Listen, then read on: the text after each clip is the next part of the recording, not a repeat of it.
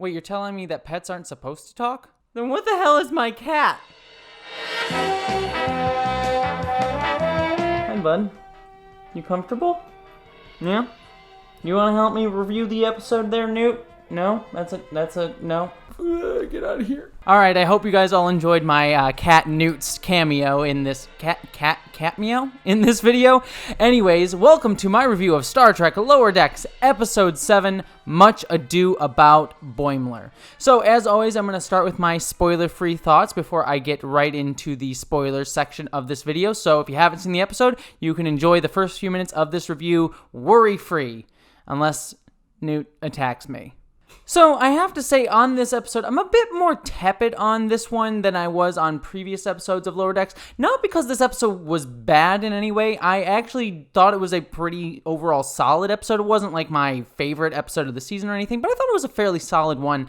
But for some reason, there's a couple elements of this episode that I just felt a little bit weird about until the end of the episode. And the way the episode wraps out really made me look at the rest of the episode and really quite enjoy it. But both of the major storylines going on in this episode had me going like, I don't know what's going on here or if I'm entirely comfortable with it. It's hard to get into it, the specifics without spoiling in any way, but it left me a little bit uncomfortable until I finally finished the episode and then actually saw how it wrapped out. I'm like, oh, okay, now it all kind of works for me. So that kind of has me wondering if maybe when I rewatch this episode a second or a third time, knowing how this is actually supposed to wrap out at the end of the episode, I might actually enjoy this one more. So having only watched this episode once, I'm a bit tepid on it, but I have a feeling that this episode is actually going to be much more enjoyable on a rewatch. And again, that being said, this is not a bad episode by any means. There's a lot of funny jokes in here. There's a lot of fun little references for the Trek fans,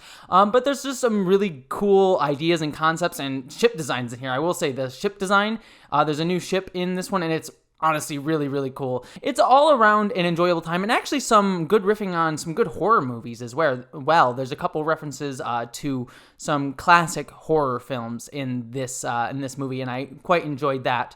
The only other thing that I'll say spoiler-free is one of the storylines I'm a bit more down on it, not because it's bad, but because I feel like it makes our character, the main character in that storyline, a little bit of a jerk. A little bit more of a jerk than I thought this character would be. And I'll get into the specifics of that in my spoiler-filled section, but generally you want to see either positive things going forward, or if a character falls down, have him learn a lesson or her learn a lesson. And I feel like a character does some stuff in this episode that I don't particularly like and doesn't learn a lesson from it. So I'm fine with characters doing good or bad things, but I feel like there needs to be some sort of resolution to it or thought to it. I mean, Star Trek in many ways is a parable story, so a lot of these like tales are like meant to be like little parable lessons sort of things, ideas that you can take away from it. And I feel like one of the characters in this story didn't really learn a lesson for something bad that they did.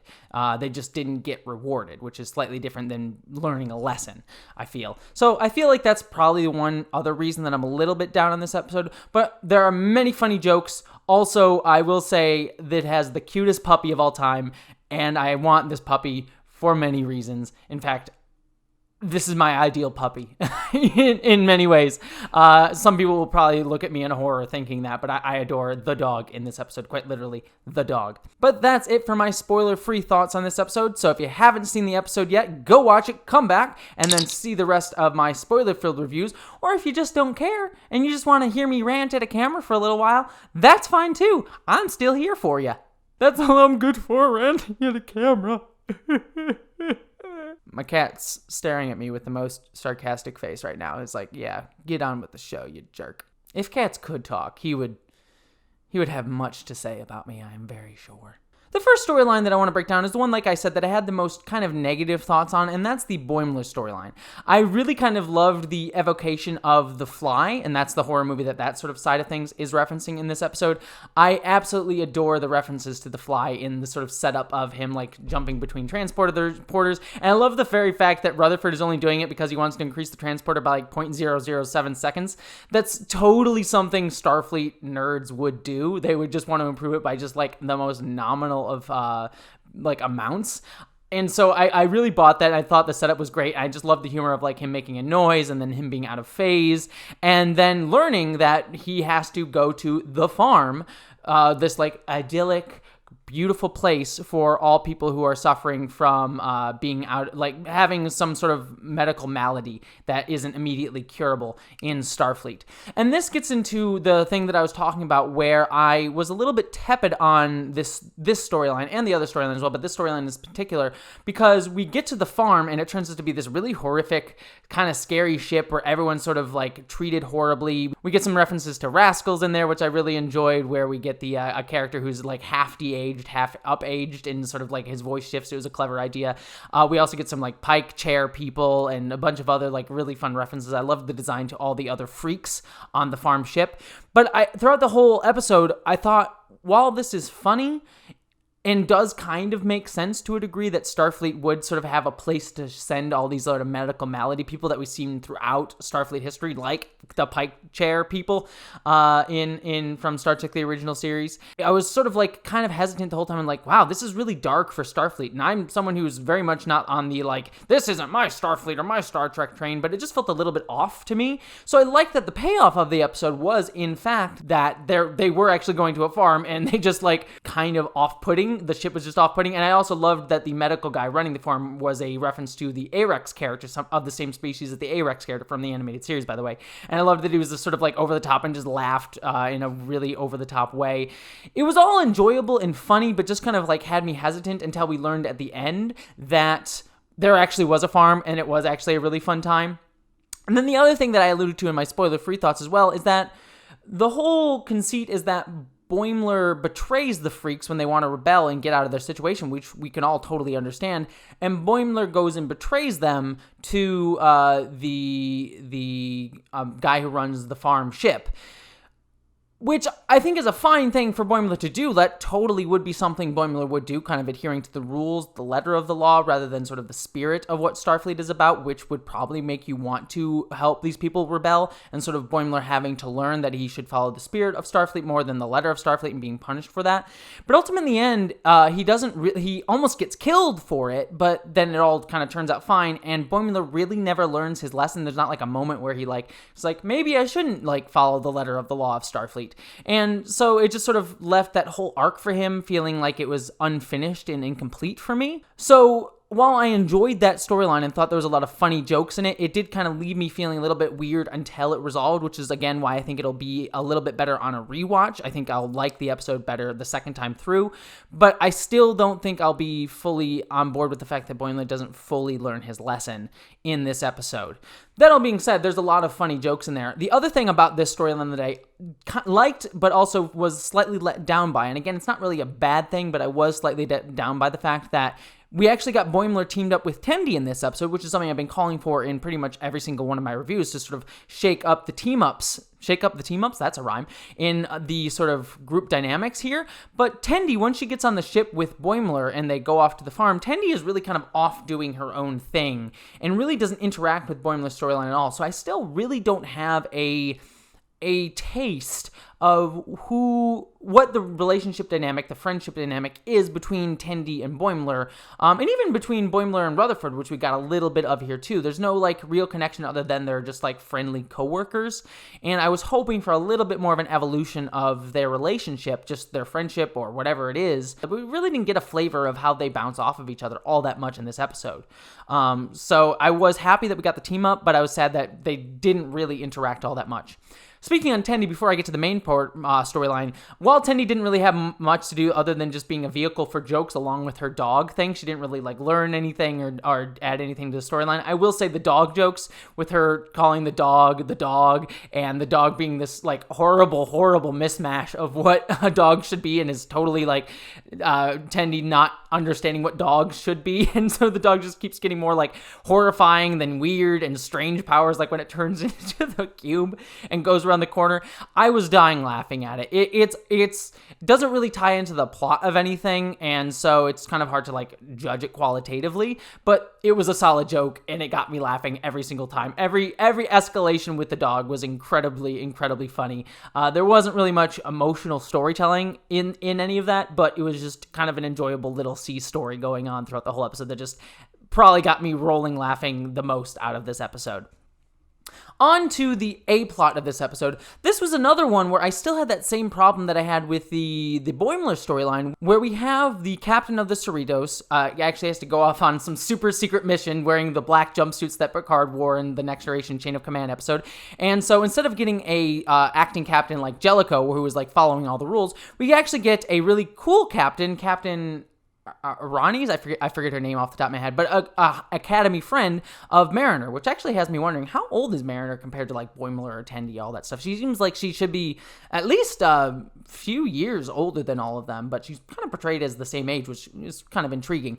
But beyond that point, we sort of get that like Ensign Mariner knows this captain, they've been friends for a long time, and so the captain, the acting captain, asks Mariner to be her XO, which is again like a big jump in command, but I could see that being a thing like testing out ensigns and also like a bit of nepotism going on there. It was a little bit forced to sort of get into this storyline, but I could totally see it kind of being a thing where she wants to test her as an XO. And then throughout the whole episode, Mariner's just screwing up the entire time. And I didn't really find Mariner screwing up all that funny. In fact, it left me kind of scratching my head because I'm like, Mariner isn't this bad.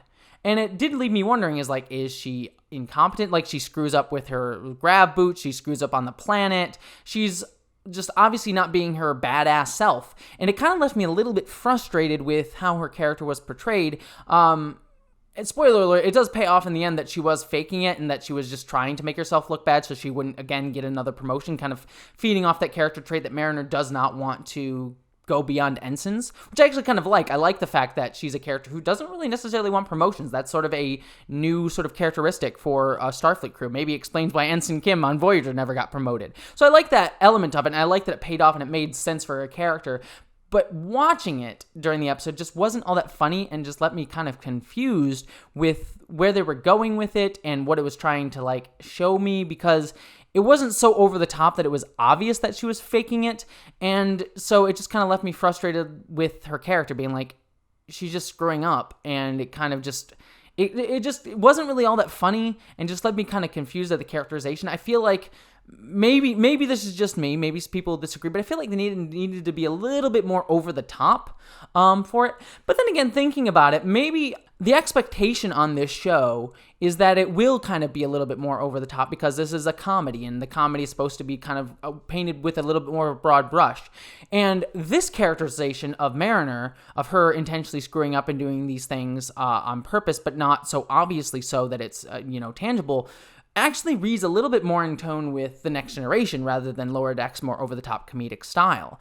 And so it feels slightly out of place here when it would have fit perfectly in the Next Generation. Like, if this type of story had happened in the Next Generation with this tone, with less sort of huge, broad brushes, it would have fit better. And so actually, I think I'm just sort of figuring that out now. And so, in a way, I both like and dislike it because it's subverting the expectation of what I think Lower Decks is, but it also left me a little bit confused during the episode, but it also lent itself to having us have really solid character moments with her and actually learning a little bit more about her as a character. So, I again, it's hard for me to settle on it right here, right now, but I guess I'm a little bit leaning more towards positively on it because I do like at the end that it does sort of give us a look into her character and really shows that she is, again, someone who does not want to be promoted. And it does it in a way that is slightly less ridiculously over the top as the previous episode earlier this year where she actually got promoted to be lieutenant. Yeah, I think it's a slightly tonal shift for Lower Decks, but I'm leaning towards liking it now, and now that I've kind of talked myself into it. But it did leave me a little bit feeling off on it as I watched it. So again, another storyline that I really feel would benefit from a second rewatch on this episode. And I think that's most of what I have to say. I liked the sort of twist at the end that the ship was sort of this, the ship that they go on to try and rescue the captain and everything was, turns out to be an alien life form that looks like the life form from Encounter at Farpoint, the pilot episode of The Next Generation, these sort of like space jellyfish things. I enjoyed that, thought it was a fine plot. But ultimately, thinking this episode through, I like it a little bit more than when I was actually watching it, which might be a good thing that it like sits with you and makes you think about it a little bit more. I still have some tepid problems with it, such as like Boimler not learning his lesson, but ultimately, I think I'm trending towards positive on it, and I'm trending towards saying like this one actually doesn't sort of it doesn't disappear from your mind instantaneously. It sort of sits with you and makes you think about the characters a little bit more, which I think is quite a positive. So that's it. I'm done rambling about this episode. What did you think about Much Ado About Boimler? Did you like it? Did you hate it? Did you think that it was an okay episode, bad episode? I love to hear all that down in the comments below. Don't forget to subscribe to this channel as well for more discussions of Star Trek and LGBTQ topics and all that fun stuff that I do here on this channel. Also, I have a couple podcasts, one called What the Frel, one called Behind the Reactor. You can check those out on your podcast platform of choice. But regardless of all that stuff, whether you help me by subscribing, commenting, or I also have a Patreon, I hope that you, as always, live long and prosper. Thank you so much to all of my patrons, especially Ashley Allen Bokikio, Miranda Janelle, Eli Berg-Moss, Ashlyn Solstice, Christina Dalliance, Greg Gillum, Stephen Clinard, Munir Amlani, Boyd and Mary Beth Earl, Wayne Twitchell, Ish the Mad, Buttoneer, Randy Thompson, Jemshin, Lorena Mesa, Mari Neckar, Wellington Marcus, John Steele, Michael Beam, William Stewart, Gavin Robinson, Jason Knott, Maeve, Subraxis, Tonya Trummer, Wen Dizzle-Bizzle, Gretchen Badger, Dante St. James, Polly Mina, Piston Twisted Garage, and Bree Beecher. Thank you all so much for your continued support.